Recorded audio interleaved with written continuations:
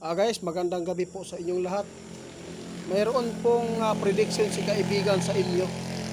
No, paghandaan lang natin dahil darating talaga ang panahon na yung movie na nakikita natin na zombie ay talagang mangyayari po daw talaga yan, mga idol. Kaya pakinggan ninyo kung ano po ang dahilan, kaibigan. Diyos ko. Ito po. Alam po ba niyo, mga idol? Isa po yan sa mga nangyayari ngayon, no?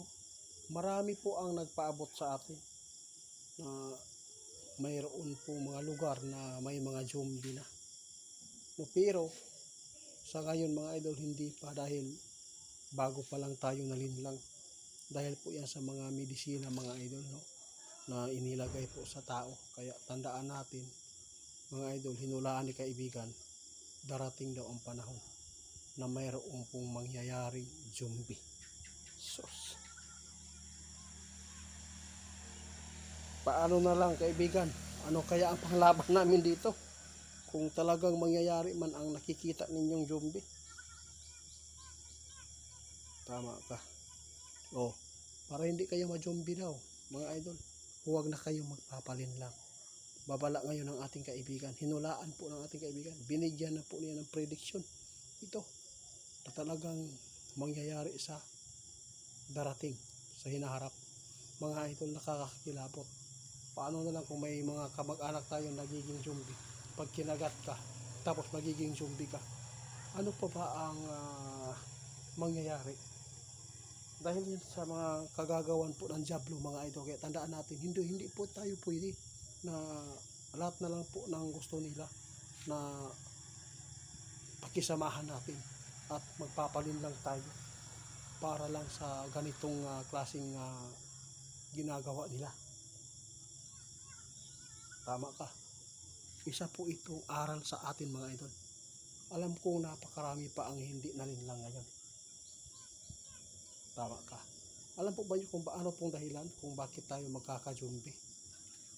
Kung magpapatuloy tayo sa mga panlilina ng Diablo na payag ka ng payag kahit hindi mo alam ang ginagawa nila, ano po ang inisilid, ang tawag ito, yung ipinapasok nila dito sa loob ng katawan natin, di ba? Grabe, nakakakaba naman to, kaibigan. Nakakabahala din po ito, mga idol. Sinabi ng ating kaibigan, ang zombie hindi kagagawan po ng panahon. Hindi. Ang gumawa nito, yung mga tao na sinasaniban ng Diablo. Kahit ano na lang eksperimento sa tao, kahit ano na lang pong mga panawagan nila na ilalagay sa loob ng katawan natin. Kaya tandaan ninyo, mga ina, isahan man tayo noon, sana ngayon ay hindi na. O, payag ba kayo na makikita natin po yung movie doon na matutulad po dito sa atin? Grabe, nakakabahala, napakasakit tingnan.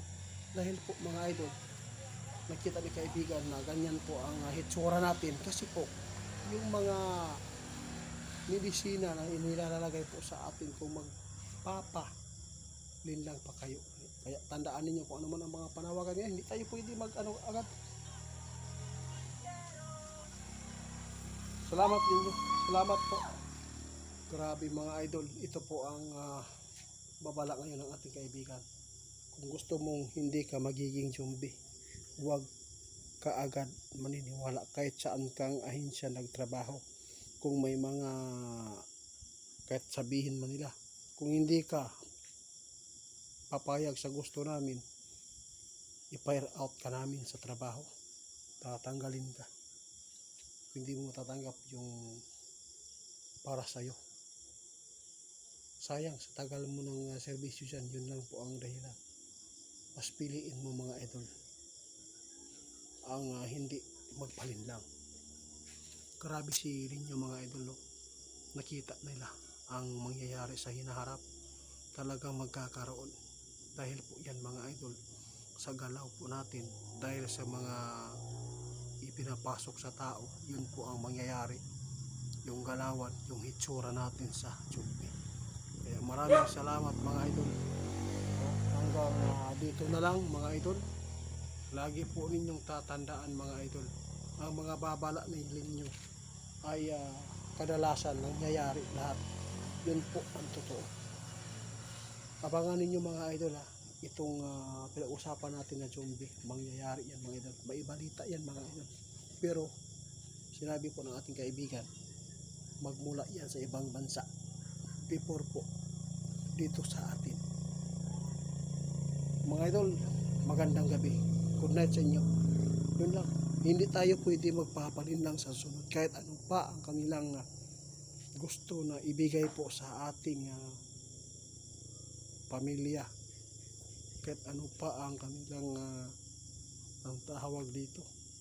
Mga beneficiary. Ano po, mga benepisyo dyan para sa atin.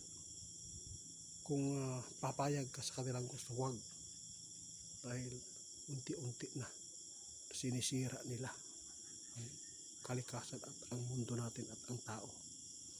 Unti-unti na nilang magpakilala na sila ay ginamit. Instrumento sila ng mga demonyo.